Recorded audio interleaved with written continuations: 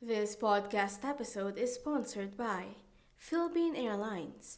Welcome to your new home in the sky. Philippine Airlines. Mabuhay. Hey guys, your favorite team is back with another exciting but actually a very serious topic. I guess? Nah, just kidding. Anyway, we are back with another episode of While in Indonesia. That's right! Ang taas ng energy mo, ah. Looks like we have an interesting topic today. Indeed, but before we begin, let us introduce ourselves first, especially for our first-time listeners. I am Jim Christian La Rosa. I am Francis Garino. I'm Patricia Ballesteros. I am Maria Humilde. And we are Team Indonesia. We are here to discuss some exciting events, important and interesting stories about Indonesia. So if you are interested, please stay tuned and don't forget to click the follow button for more exciting facts and stories about Indonesia. So, what we are going to talk about today, guys? Why not something related to the current situation? Actually, gusto ko yung idea mo. But what kind of situation? I'm also thinking that we should talk about something very serious and important. Why not about COVID-19? I'm sure everyone knows something about it. And like what you all wanted, it's serious, important, and currently happening today. Oh, sure. What do you think are the current updates about COVID in Indonesia? Do you guys have any idea? Oh! When I researched it last night, I've come to find out that Indonesia experienced highest number of cases. Since its first COVID case on March 2, 2020, there have been 6,249,403 confirmed cases of COVID-19 in Ang Indonesia, dami palang the cases second highest in dyan. Southeast Asia behind Vietnam. Indonesia has 157,113 deaths and 6,042,657 recoveries reported to WHO as of 8 of August 2022. At least 423,291 doses of COVID vaccination have now been given to Indonesia, considering that each person requires 2 doses that will be sufficient to immunize 78.2% of the population of the nation. As of August 8, 2022, Indonesia had 54,582 active COVID cases, including the new cases. Indonesia is placed 9th of the most COVID-19 cases in the world. Well, at least there are improvements after years of continuous spreading of the virus. Agreed. Indonesia struggled a lot in coping with the pandemic. Well, base lang naman yon sa mga narinig ko. Yeah, I also studied about the problems they faced during the pandemic and I was quite surprised with what I learned. Share something about it. Spill. Like I said, Indonesia struggled a lot, and I think the most common challenges that Indonesia experienced during the pandemic are lack of medical health care, foods, and their economy, just like in our country. Ayan yung mga speculations ko about the challenges of Indonesia during the pandemic. Oh, ito, proof na tama yung speculation ko. I read it for you guys. Oh, ito sabi daw, during the coronavirus flare-up, the public authority of Indonesia is buckling down in guaranteeing medical care access for their residents. The nation has been positioned as the 17th most danger in economy during the flare-up that thinks about every economy's clinical and non-clinical factor. Moreover, the coronavirus pandemic has been critical well-being emergency and has the opportunity for additional emergencies. The pandemic has likewise carried many difficulties to food security issues in Indonesia. The nation, to be sure, has a long history of food security and rice as the staple food has turned into fundamental focal point of food security strategies. As nation known for its agriculture, Indonesia is as yet battling to arrive at food independence because of few exploratory issues in farming. For example, rural land use change, HR, inputs, and so on. Taking in account the neighborhood creation can satisfy the public food need, food imports were organized. O yan, para maniwala na kayo. Grabe pala yung problems nila sa Indonesia. That explains why.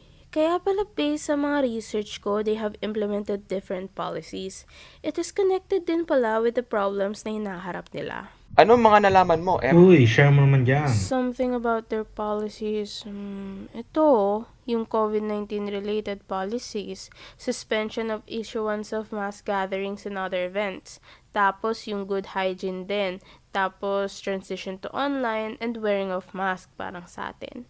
Then, implementation then of tax measures in correspondent to COVID-19 and lockdowns. Tapos, sped up burials kasi madami ang namamatay. And they also built specialization hospital for COVID. And then, reallocation of budget. Tapos, engineers have to work round the clock to produce compact ventilators. Meron din naman na affected talaga ng COVID, like policies tungkol dun sa lack of oxygen nila. Oxygen suppliers and producers have to dedicate full supply on medical needs. And then yung gas industry, they have to prioritize production to fill estimated demands of 800 metric tons of oxygen each day. Ang dami, di ba? And then sa food security naman, yung goal of affordability and nutrition. Tapos, inallocate din nila yung mga funds para mas madaling ma-access ang foods. Tapos, innovation and they have to innovate to, for example, sa noodles, instead of using wheat, they have to use alternatives. And they also cut exports for produce to meet their needs. Well, with the new policies they implemented, there's obviously significant changes talaga. Yup, and the amount of the adjustment din na ginawa nila, for sure malaki effect nun sa bansa. Yup, they had to do a lot of things para makasabay sa mga solution na pinakalat before, kaya tama ka dyan. Curious tuloy ako sa cooperation ng Indonesia. Balita ko maraming ginawa ang ASEAN to fight COVID eh. Oo nga, wala rin akong masyadong idea dyan. Oh, same. Ikaw pa, Pat? Actually, mayroon akong idea about it kasi sinearch ko rin yan before. Ayun no, spill mo naman. Wag na mahiya. Kwento mo na. So ito na nga, according to my research, almost all ASEAN countries made their own high preventive measures in the middle of March to May in 2020, during the early and first cases of COVID-19. In Indonesia, the president advised that the citizens must continue to work and study at home and implemented some restrictions to lessen the interaction of the people. Indonesia has been a decentralized country since the early 2000s, and this pandemic is probably one of the biggest challenges faced by the country in a decentralized situation. Nevertheless, Indonesia still did things on their own way, through preventive measures and continuous reminders for its citizens. Among all the ASEAN countries, Indonesia is one of the countries that struggled a lot while coping in the pandemic. Its people, despite their willingness to cooperate with the newly implemented restrictions, still have other priorities that somehow affect the measures. Let's talk about their slow development in order to cope up. Yep, the country surely made a huge development throughout the continuous increase of cases. Anyway, so in April 2020, the President of Indonesia initiated a call for all ASEAN members during the summit to provide guidance to the health ministers for strengthening the research collaborations to find and create an effective vaccine to fight the virus. In addition, Indonesia also proposed the ASEAN Plus 3 countries special task force, which would provide steps to strengthen the resilience of the APT region for future pandemics. Since then, Indonesia has been highly cooperative in the ASEAN when it comes to battling the virus. The country has been one of the initiators in order to end the pandemic and strengthen regional cooperation. Maybe because their country also faced a lot of struggles as well during the pandemic. The recent meeting with the ASEAN Plus 3 health ministers was held in Bali, Indonesia last May of this year, wherein they discussed strengthening the health workforce and building stronger and resilient health systems and many more. ASEAN has been very active throughout the pandemic, and it has been continuously helping the member states to overcome it.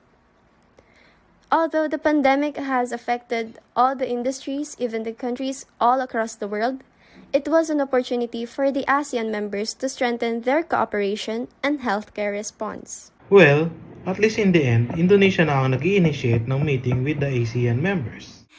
Hindi rin mapipigilan lalo na't lahat talaga apektado. Laki rin ng naitulong ng ASEAN sa Indonesia and other countries, no? It's good talaga na nasa-strengthen yung cooperation nila. Yup. Sa laki ng organization na yon, important ang cooperation, especially if tungkol na sa public health ang usapan. Uy, nag-enjoy ako sa session natin today.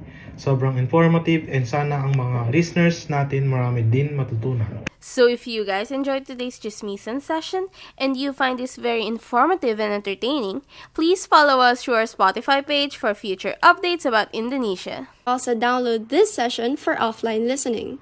Anytime and anywhere, your favorite team will always be with you. Thank you for spending your time with us. Hope to see you guys on our next podcast session. This has been Team Indonesia, and we will always be with you as you study and explore the other side of Indonesia. Bye, everyone! Bye, everyone! Bye-bye!